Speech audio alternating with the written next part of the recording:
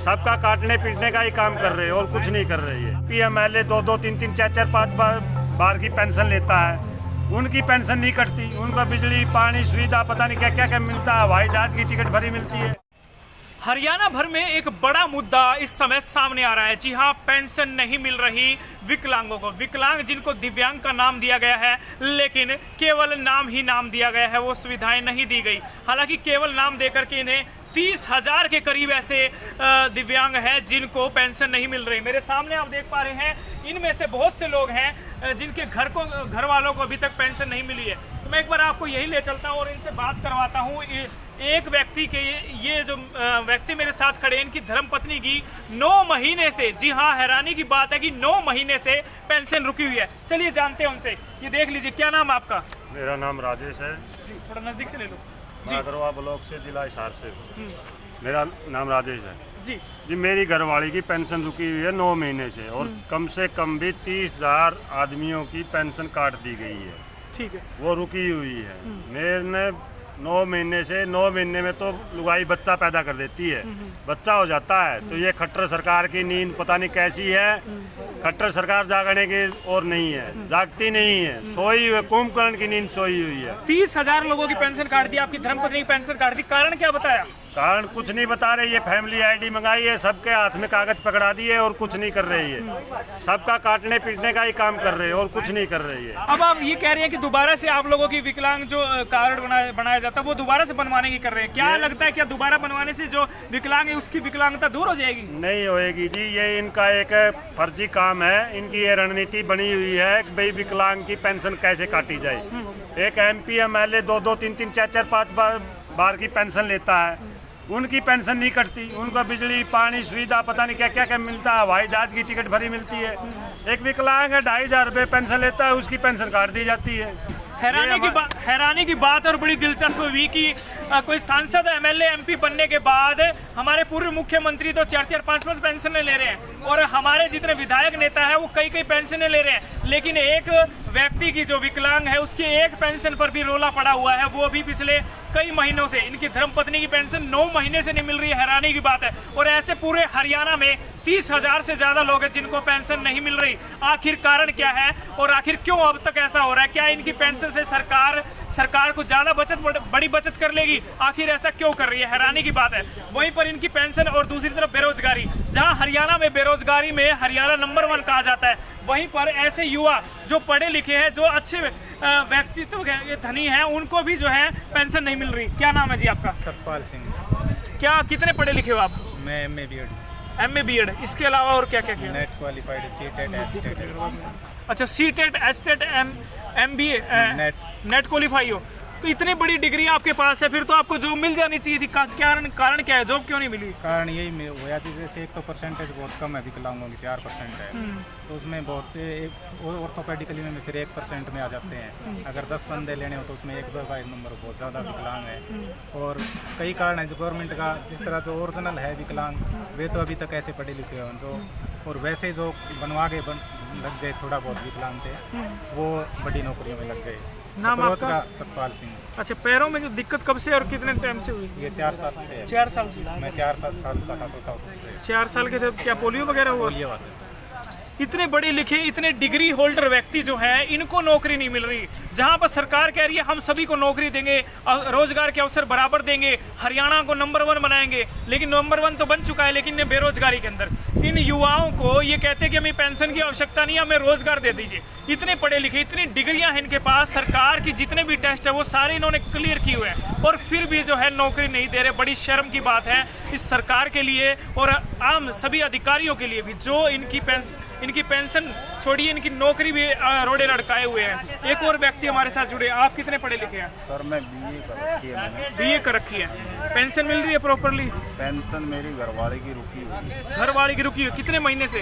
ये 9 महीने के करीब हो गया। 9 महीने से इनकी भी रुकी हुई है। मतलब सरकार ये प्लानिंग कर रही है कि जो घर में 2 विकलांग है उनकी एक की पेंशन साफ कर दी जाए। लगता तो ऐसे ही है, क्योंकि एक व्यक्ति की पेंशन मिल रही है, दूसरे की नहीं मिल रही, तो जाहिर सी बात है कि मंशा सरकार की बिल्कुल भी ठीक नहीं है। आखिर आखिर ऐसा क्यों हो रहा है, आखिर कारण क्या है? शायद इसीलिए दोबारा इनके कार्ड बनवाए जा रहे हैं कि भाई जिसकी विकलांगता है उसको विकलांगता कम कर दी जाए, और दूसरा जो व्यक्ति जिसके घर में 2-2 पेंशन मिल रही है उसको पेंशन को एक को खत्म कर दी जाए। आखिर ये अपना घर परिवार कैसे चलाए? एक परिवार में 2500 रुपए में, सरकार को सोचने वाली बात है, इतनी महंगाई में जहां पर सब कुछ महंगा कर रखा है वहां एक व्यक्ति के 2500 रुपए में आखिर कैसे खर्चा चलता है? 2 व्यक्ति अगर 5000 रुपए में भी तो खर्चा चलाना बेहद मुश्किल है, क्योंकि आजकल रेंट का घर होता है, दूध का खर्च होता है, किराने का खर्च होता है, बच्चों की पढ़ाई का खर्च होता है, और ये सारे खर्च अगर पूरे किए जाए तो 10-15 हज़ार में भी पूरे नहीं होते। और इनको सरकार इनके 2500 पे नजर गड़ाए हुए बैठी है कि इनके 2500 2 घरों में 2 जनों के आ रहे हैं, तो कैसे इनके खत्म किए जाएं?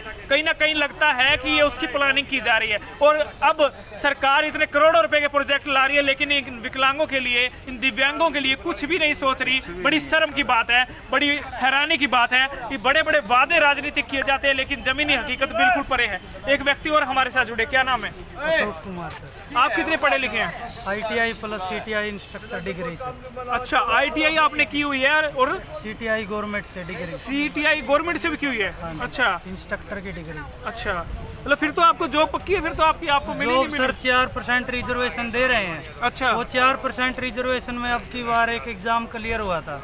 उस एग्जाम में क्या हुआ सर, इन्होंने टेस्ट क्लियर करवा दिया। टेस्ट क्लियर हो गया आपका? हाँ जी, टेस्ट क्लियर हो जाने के बाद हमारा DV हुआ। DV होने के बाद इन लोगों ने लिस्ट से रिजेक्ट कर दिया। हम लोग इकट्ठे होके वहाँ पे ऑफिस में गए तो वो लोग बोले भाई हैंडीकैप्ड बिजली बोर्ड में काम नहीं कर सकते। हमारे पास रिटर्न में नोटिस था, हम लोगों ने उनको बोला भाई अगर हम लोग काम नहीं कर सकते तो तुम लोगों ने पोस्ट क्यों भरवाई हमारी? ये जो हैंडीकैप्ड बेस पे हमारी पोस्ट भरी जा रही है, अगर तुम लोगों को नहीं लेना था तो फॉर्म ही एक्सेप्ट मत करते। तो वो बोले भाई आगे जाके बात करो, हैंडीकैप्ड बिजली बोर्ड में काम नहीं कर सकते। हमारी 53 वैकेंसी थी 4% रिजर्वेशन के हिसाब से, वो 53 की 53 वैकेंसी इन लोगों ने खाली छोड़ दी। देखिए बड़ी हैरानी की बात है, 15 लाख विकलांग हरियाणा में है और उस 15 लाख में से अगर 7 लाख लोगों ने भी अगर ये फार्म भरा है तो हैरानी की बात है। देखिए कितना बड़ा षड्यंत्र रचा जा रहा है, हैरानी की बात है, बड़ा षड्यंत्र कैसा कि भाई पहले इनके फार्म भरवा लिए गए, उसमें कुछ भी नहीं लिखा गया कि विकलांगों को नहीं भरने या नहीं भरने, पहले फार्म भरवा लिए गए, उसके लिए कई सौ रुपए, यानी एक व्यक्ति अगर 200, 300 और 500 रुपए देता है तो सोच सकते हैं कि 7 लाख लोग, कितने लाखों करोड़ों रुपए का सरकार को मुनाफा हुआ। उस मुनाफा कमाने के लिए कमाया किससे? एक गरीब व्यक्ति से, एक विकलांग व्यक्ति से। मतलब वो पैसा इकट्ठा करने के लिए कहीं ना कहीं पहले फार्म भरवाए गए, फिर उसको रिजेक्ट कर दिया गया। हालांकि सिलेक्शन इनका हो सकता था लेकिन बिल्कुल हटा दिया गया। सब कुछ टेस्ट क्लियर करने के बाद इनको कहा गया कि आप विकलांग है इसलिए आपको बिजली बोर्ड में नहीं लगाया गया। पहले क्यों नहीं बताया गया, क्यों नहीं पहले इसको कहा गया, और जब सारे टेस्ट क्लियर होने के बाद ही आखिर क्यों कहा गया? एक बड़ा सवाल ये भी उठता है। और ऐसे बड़े बड़े काम हरियाणा सरकार ने कर रखे हैं। हैरानी की बात है, लोगों के पेंशन 9-9 महीने से नहीं आ रही, किसी की पेंशन काटने की तैयारी की जा रही है, किसी को विकलांगता कम करने की तैयारी, किसी को कोटा कम करके उसे जो है नौकरी नहीं दी जा रही। ऐसी बहुत सी बातें अब सामने आ रही है। बहुत बड़ा मकसद है हरियाणा सरकार का, वो जो है इनके सामने आ रहा है। आखिर मकसद कुछ साफ अच्छा नजर नहीं आ रहा। यहाँ पर एक और महिला है, इनसे जानते हैं। जी आपका क्या कहना है? आप शायद पहले मुख्यमंत्री जी से मिले थे और शायद चश्मा भी आपने काफी बड़ा चढ़ाया हुआ, क्या कहेंगे?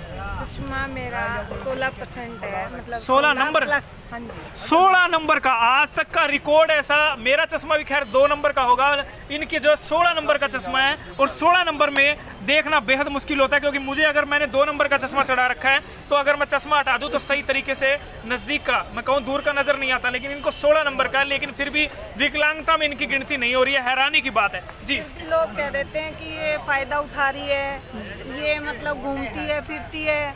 लोग चाहते हैं कि मैं 100% ही मतलब बिल्कुल ना दिखना चाहिए, वही विकलांग होता है। लोगों की सोच में ये आ चुका है।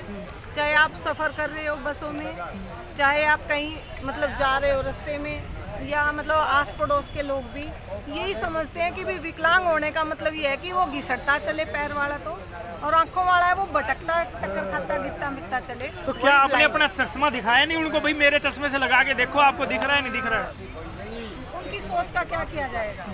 सोच पर भी चश्मा चढ़ा हुआ है यानी हाँ जी। सोच पर चश्मा चढ़ा हुआ है, सोच पर गहरा एक बहुत बड़ा चश्मा चढ़ा हुआ है, कोई नजर नहीं आता। हैरानी की बात है, मतलब कहीं ना कहीं कमी वहां लग रही है कि सरकार के जो बंदे हैं, जो सरकार को गाइड करते हैं कि सर ऐसे करना चाहिए, ऐसे करना चाहिए, कहीं ना कहीं वो भी पूरे मामले के दोषी जो हैं वो बने हुए। जी, एक चीज़ और बोलना चाहूँगी मैं, एक छोटी सी एक मांग और है मेरी मुख्यमंत्री जी से भी और मोदी जी से भी कि जो व्यक्ति कोई भी विकलांग जिसके घर में है, यानी कि कोई जॉब पे लगा हुआ है और वो जॉब कर रहा है और उसके घर में विकलांग है, चाहे वो एक विकलांग है, चाहे उसकी पत्नी है, चाहे उसके बच्चे हैं, उनको भी पेंशन मिलनी चाहिए, क्योंकि वो पेंशन के अधिकारी हैं। पति नौकरी कर रहा है, वो अपने अकेला ही तो कर रहे हैं ना, 24 साल के बाद तो आप वैसे भी वो कर चलिए, बहुत बड़ी बात इन्होंने कही है। सरकार को, प्रशासन इस पर ध्यान देना चाहिए और तुरंत इनकी मांगों पर संज्ञान लेना चाहिए, क्योंकि इनकी मांग